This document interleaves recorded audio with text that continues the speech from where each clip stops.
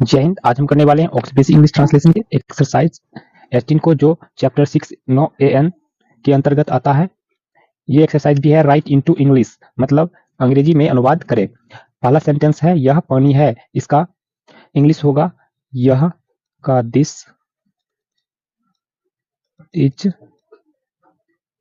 पानी का water, WATER water, full stop. यहाँ पर ए या एन का प्रयोग नहीं होगा, कारण यह पानी अनकाउंटेबल नाउन है, इसको हम गिन नहीं सकते, इसलिए एन का प्रयोग नहीं होगा। ठीक है। अब है अगला, वह दूध है, that is milk, MILK, milk. ठीक है। यह चाय है, दिस इज टी। वह चीनी है, that is sugar, SUGER, sugar. देखिए यहाँ पर हम एन का प्रयोग नहीं कर रहे हैं, कारण इसको हम गिन नहीं सकते हैं। ठीक है, ना ही हम चाय गिन सकते हैं, ना ही चीनी को गिन सकते हैं। ठीक है। यह तेल है, this is oil, OIL, oil. ठीक है, यह तेल है, इसमें भी एन का प्रयोग नहीं होगा, कारण यह अनकाउंटेबल नाउन है, इसको हम गिन नहीं सकते हैं, तेल को हम गिन नहीं सकते हैं। ठीक है। वह घी है, दैट इज घी, GHEE, घी। ठीक है, घी को भी हम नहीं गिन सकते हैं, इसलिए नो आर्टिकल। अब अगला है आपका सोना, यह का दिस इज गोल्ड। ठीक है, यह सोना है। देखिए हम यहाँ पर सोना को भी नहीं गिन सकते हैं, कारण सोना मेटेरियल नाउन है। हाँ, सोना से बना हुआ जेवर को हम गिन सकते हैं, लेकिन सोना को हम नहीं गिनते हैं। ठीक है, इसलिए यहाँ पर एन का प्रयोग नहीं होता है। वह लोहा है, दैट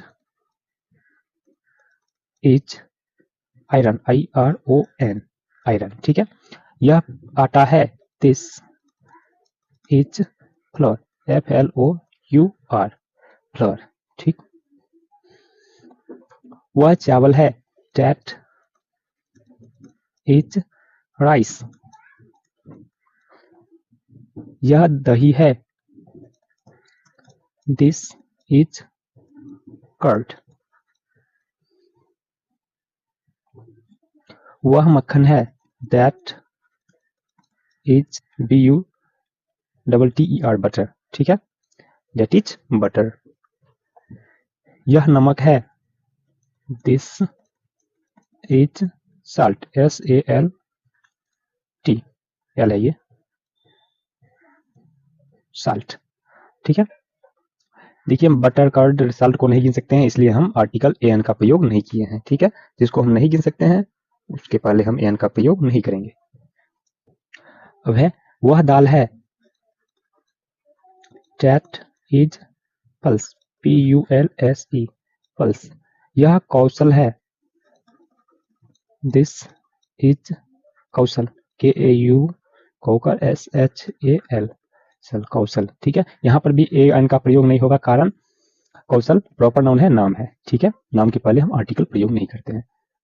वह रोशन है, दैट इज रोशन, RAUSHAN, रोशन। ठीक है। यह मधुबनी है, दिस इज MADHUBANI, मधुबनी। ठीक है, मधुबनी डिस्ट्रिक्ट है एक।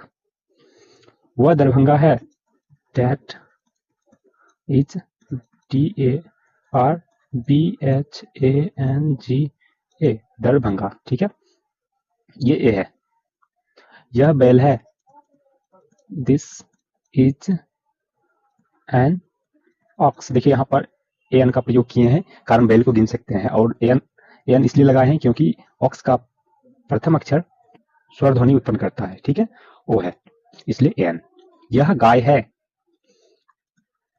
This is a cow. ठीक है, यहाँ पर देखिए एक का प्रयोग किया गया है क्योंकि हम गाय को गिन सकते हैं। ठीक है, एक प्रयोग इसलिए किया गया क्योंकि यह काउ का उच्चारण पहला वर्ण क है, इसलिए। ठीक है, तो आशा करता हूं कि आपको एक्सरसाइज 18 अच्छा से समझ में आ गया होगा। बेसिक इंग्लिश ट्रांसलेशन के एक्सरसाइज नंबर 19 को, जो चैप्टर 6 नो एन के अंतर्गत आता है, ये भी है ट्रांसलेट इनटू इंग्लिश, मतलब अंग्रेजी में अनुवाद करें। पहला सेंटेंस है हमारा, यह पानी है का अनुवाद होगा this is water, WATER water. ठीक है, यहाँ पर एन का प्रयोग नहीं होगा कारण हम पानी को नहीं गिन सकते हैं। ठीक है, वह गाय है, दैट इज अ काउ। ठीक है, यहाँ पर ए का प्रयोग किया गया है कारण हम गाय को गिन सकते हैं, 1 गाय 2 गाय 10 गाय। ठीक है, यह बैल है, दिस इज एन ऑक्स। ठीक है, हम बैल को गिन सकते हैं इसलिए एन का प्रयोग किया गया है, और से उच्चारण शुरू होता है इसलिए हम एन का प्रयोग किए हैं। यह रामू है, दिस इज RAMU रामू। ठीक है, रामू प्रॉपर नाउन है, प्रॉपर नाउन के पहले एन का प्रयोग नहीं किया जाता है, आपको पहले से ही ज्ञात होगा। वह दूध है, that is milk, MILK milk. ठीक है, यह नहीं, वह सेब है, that is an apple, APPLE Apple. ठीक है, सेब को गिन सकते हैं इसलिए एन। अब नेक्स्ट है, वह आम है, that is a mango, MANGO mango. ठीक है, वह गीता है, that is Geeta, GEETA Geeta. Geeta proper noun है इसलिए नो आर्टिकल, एन का प्रयोग नहीं होगा। ठीक है, यह कलम है, दिस इज अ पेन। यह दवात है, दिस इज एन इंकवेल। ठीक है, यहाँ पर इंकपोर्ट नहीं लिखेंगे, ये नई इंग्लिश के अनुसार इंकपोर्ट को हटा दिया गया है, वहां पर इंकवेल प्रयोग किया जाता है। ठीक है, यह स्याही है, दिस इज इंक। ठीक है, हम स्याही को नहीं गिन सकते इसलिए एन का प्रयोग नहीं किया, लेकिन हम इंकवेल को गिन सकते हैं, दवात को गिन सकते हैं। ठीक है, इसलिए एन। यह आंकड़ा है, दिस इज AGRA आगरा। वह गधा है, दैट इज एन एस। ठीक है, गधा तो गिनती किया जा सकता है, 1 गधा 2 गधा 5 गधा। ठीक है,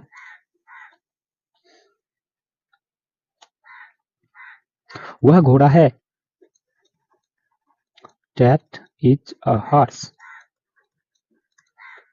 वह सोना है, दैट इज गोल्ड।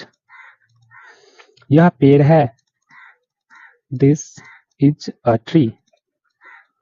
ठीक है, यह शहद है, this is Honey, HONEY Honey. यह पतंग है, this is a kite, KITE kite means पतंग। ठीक है, यह तेल है, दिस इज ऑयल।